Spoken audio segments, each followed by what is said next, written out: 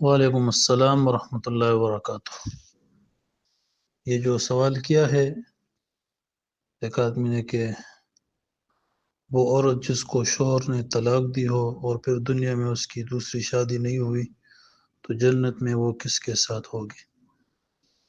تو اس کا جواب یہ ہے کہ دیکھیں کسی مستند روایت میں مطلقہ کے بارے میں صراحت وہ تو نہیں مل سکی کہ وہ جنت میں کس کے ساتھ ہوگی۔ البتہ غیر شادی شدہ عورت سے متعلق فقہا نے یہ لکھا ہے کہ اس کو اختیار دیا جائے گا کہ جس آدمی کو پسند کرے اس سے ہی اس کا نکاح ہو جائے گا۔ اگر وہ کسی کو پسند نہ کرے تو حورین میں سے ایک مرد پیدا کر کے اللہ تعالیٰ نکاح کر دے گا، جیسا فتاوی احمدیہ جلد نمبر 1 میں موجود ہے۔